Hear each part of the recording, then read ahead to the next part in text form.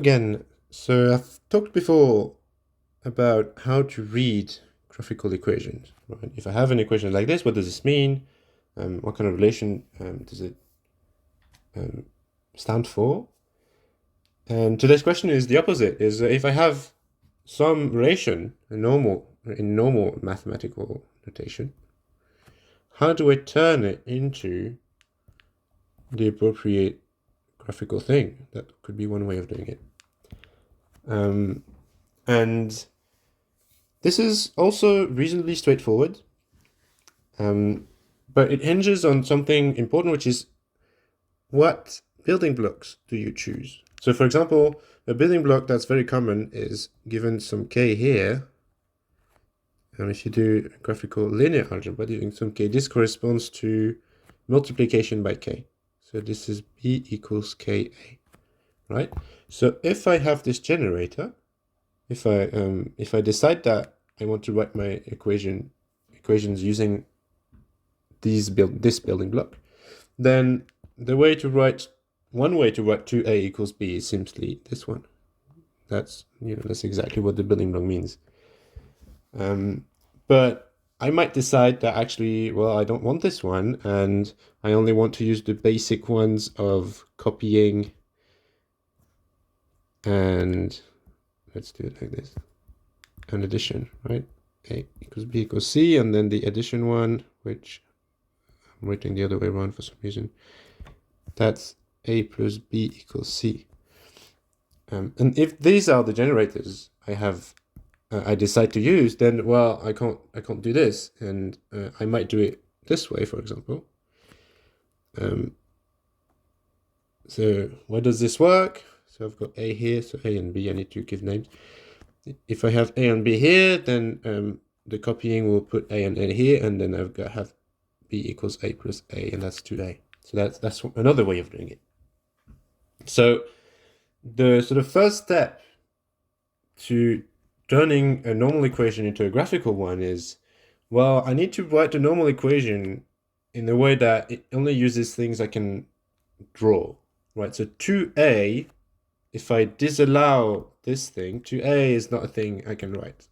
A plus a is a thing I can do. So this is actually what I'm writing here. This is a plus a equals b.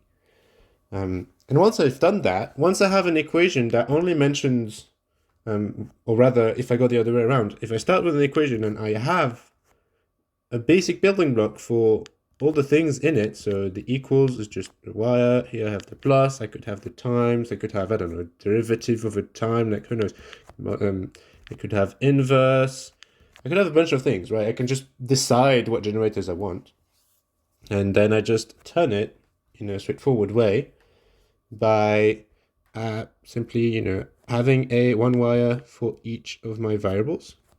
Here's A, here's B, I could have a C if I needed. And then writing out a corresponding graphical thing for every bit of my equation. So I guess this equation is too simple to be interesting. Maybe if we had like 3a plus 2b equals c. So I'm going to allow this thing, right? So first step is indeed I need to be sure that all the things that are in my equation, so here I have multiplication and addition, are allowed as generators, and then I can try to write it down. So I have a, b, and c. Let's just pull them on the left, a, b, and c, and then maybe equals c plus a, maybe. Okay, here we go.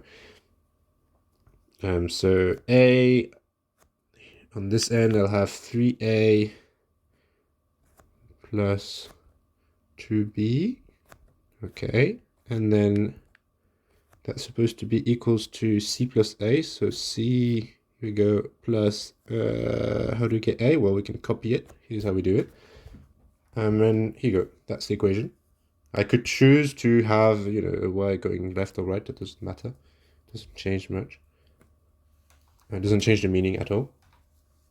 And I guess I could go into, I don't exactly know how to go into more detail about how to turn this into this, but it should be reasonably straightforward. You sort of write every single step into a little generator and sort of wire them up. I guess you get used to this. Another thing is that there's two more things we can have that we know how to write graphically. One is we can have multiple equations, right? I don't need to only have one equation. I could also have a equals to b. Well, for example, a equals to b. And this would look like, well, this is starting to get ugly, but who cares? A equal, wait, 2b. So 2b.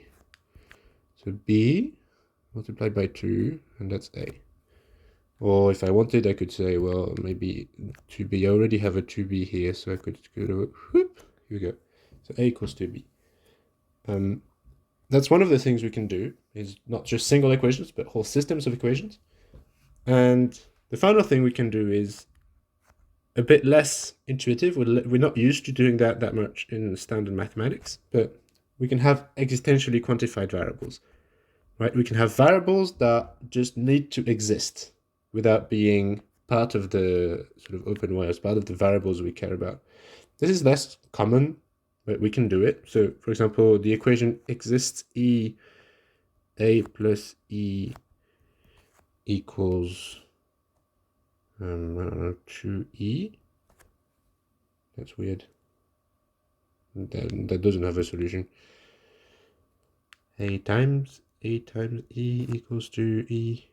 I guess that's a bit boring.